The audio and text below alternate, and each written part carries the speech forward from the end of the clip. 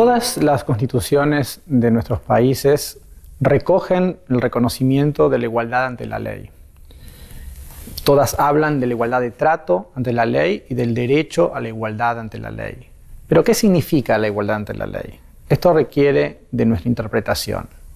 Los tribunales de la región, Cortes Supremas, Cortes Constitucionales e incluso la Corte Interamericana han reconocido el principio de igualdad ante la ley como un principio asociado a la idea de no arbitrariedad. La idea de que el Estado puede tratar a las personas de un modo diferente siempre y cuando utilice un criterio razonable para justificar este trato. ¿Qué significa razonable? Significa que cuando el Estado lleva adelante un trato diferente entre las personas, debe fundarlo en un criterio que tenga una relación de funcionalidad o de instrumentalidad con el fin que el Estado busca a través de esa legislación o de su política. Bueno, vamos a dar un ejemplo bastante sencillo. El Estado tiene el poder, la facultad de darle a las personas licencias de conducir, con el objeto de mejorar las condiciones de la seguridad vial. El Estado puede otorgarles a algunas personas la licencia de conducir y a otras personas no darse la licencia de conducir. Pero tiene que elegir un criterio razonable para este trato diferente. El criterio razonable tiene que ser un criterio que sea funcional o instrumental con el fin que el Estado está buscando. ¿Cuál es el criterio, el requisito que el Estado va a imponer para dar una licencia de conducir? Bueno, que las personas sepan conducir un vehículo. Y esto lo detecta a través de un examen. El criterio entonces razonable es la idoneidad para manejar un vehículo, que es funcional o instrumental para el fin buscado, que es disminuir la tasa de accidentes. El Estado está dándole la licencia a algunas personas y no se la está dando a otras, fundado en un criterio razonable. Esta idea de razonabilidad vinculada a la noción de no arbitrariedad es la idea más consensuada, más consolidada en materia de interpretación del principio de igualdad ante la ley en todas nuestras normas. Pero esta idea, a pesar de que es una buena idea, y creo que hemos avanzado muchísimo en la lucha contra la no arbitrariedad por parte del Estado y el respeto de la igualdad, fundado en la idea de razonabilidad en el trato, pero esta idea de igualdad como no discriminación o como no arbitrariedad no parece ser una idea que nos sirva, que nos permita enfrentar situaciones en las cuales la desigualdad que encontramos es de tipo estructural.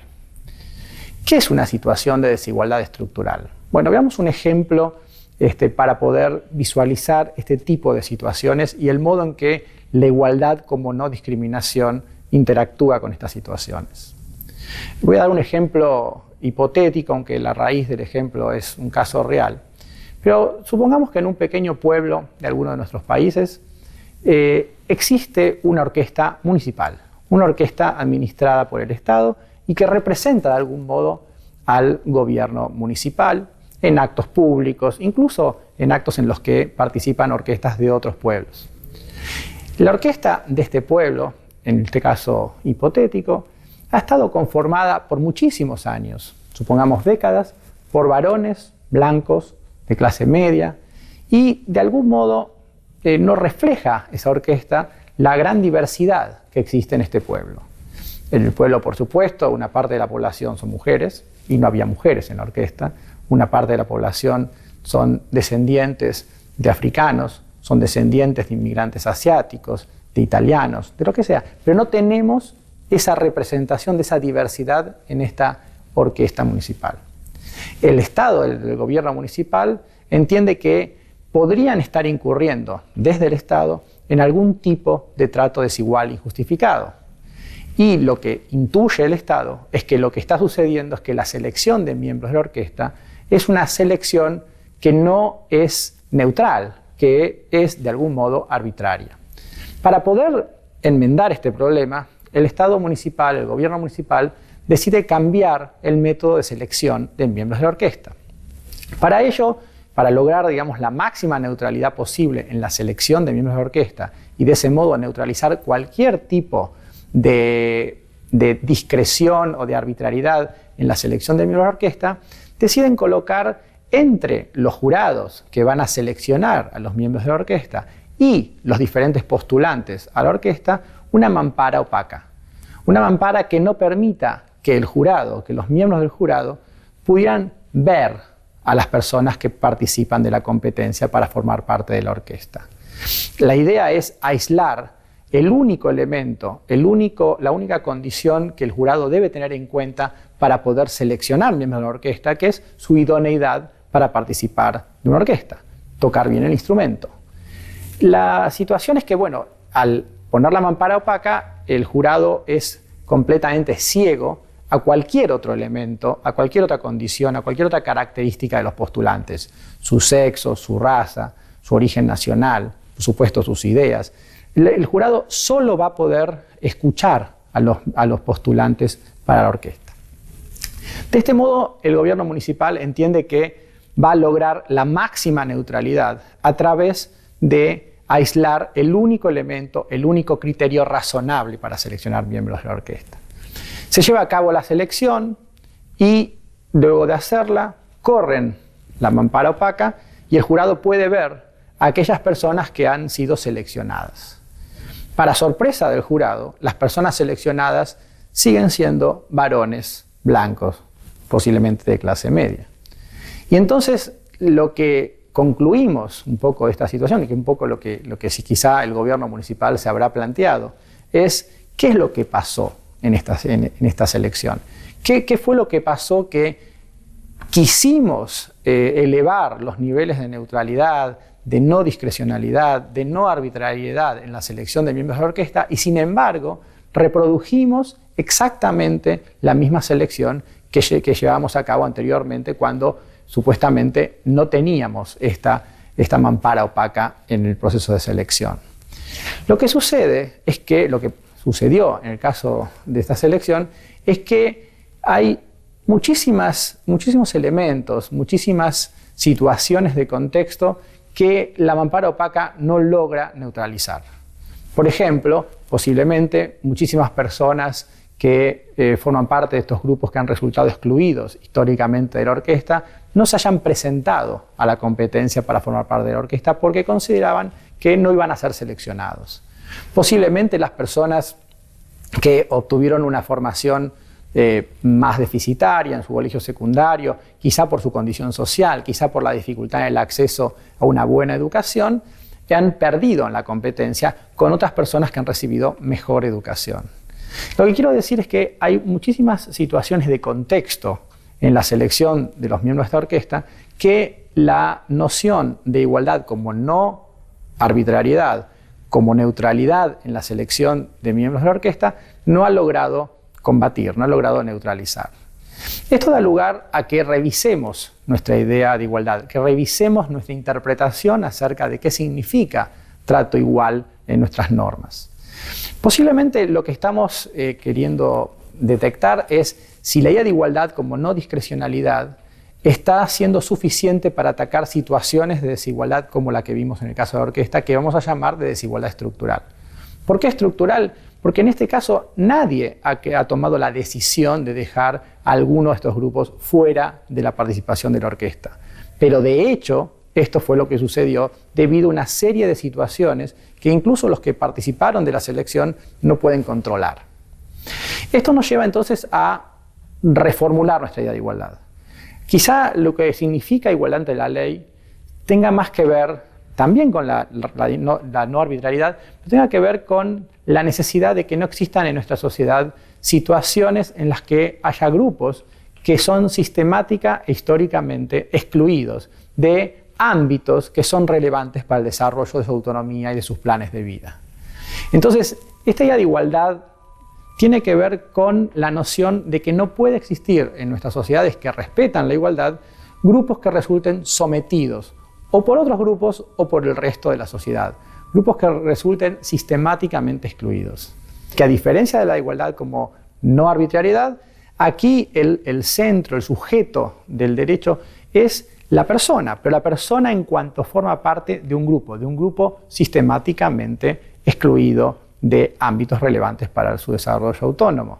Entonces tenemos una noción de grupos. Segundo, tenemos una noción de relación entre ese grupo y el resto de la comunidad. O sea, entendemos que este grupo está peor que el resto de la sociedad o que otros grupos. Esta idea de igualdad como no sometimiento de grupos le demanda al Estado la obligación de poner en marcha todas las políticas que sean necesarias para desmantelar aquellas condiciones que colocan a ese grupo en situación de sometimiento.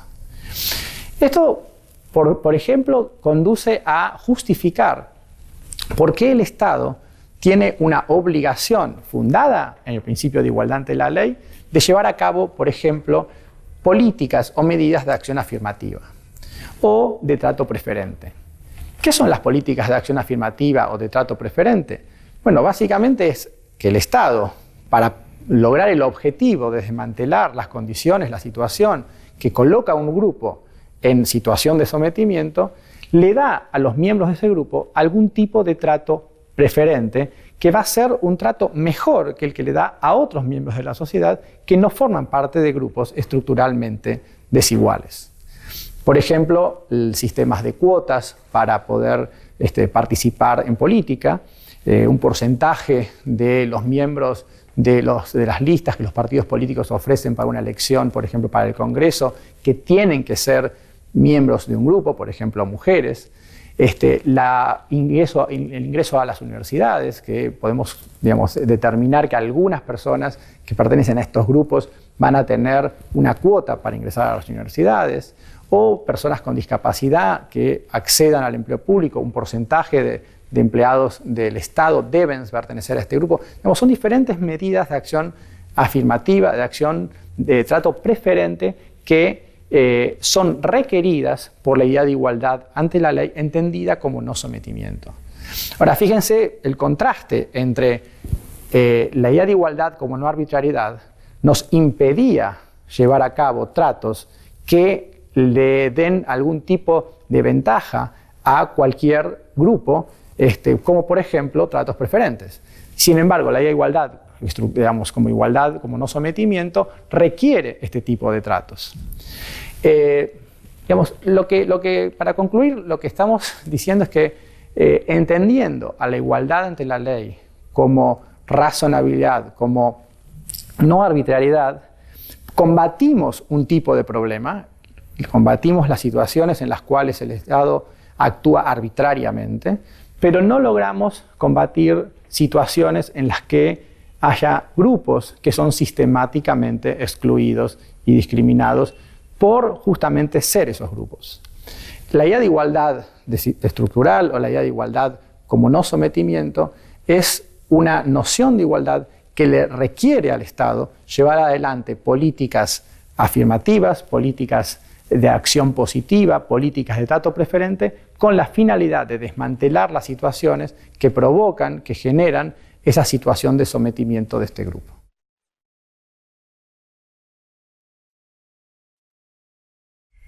Quisiera comenzar refiriéndome a aquellos instrumentos del derecho internacional de los derechos humanos que son especialmente importantes para el trabajo en relación con la protección de los derechos humanos de las mujeres. Existen dos leyes internacionales que son pilares para poder pensar estos temas. Una es la Convención para la Eliminación de todas las formas de discriminación contra la mujer y la otra es la Convención Interamericana para prevenir, sancionar y erradicar la violencia contra las mujeres. Ambas convenciones son las que brindan los elementos más importantes para el trabajo jurídico en relación con la protección de los derechos de las mujeres. Y ambas convenciones obligan a los estados a realizar una serie de acciones a nivel interno para garantizar el goce efectivo de los derechos que contienen.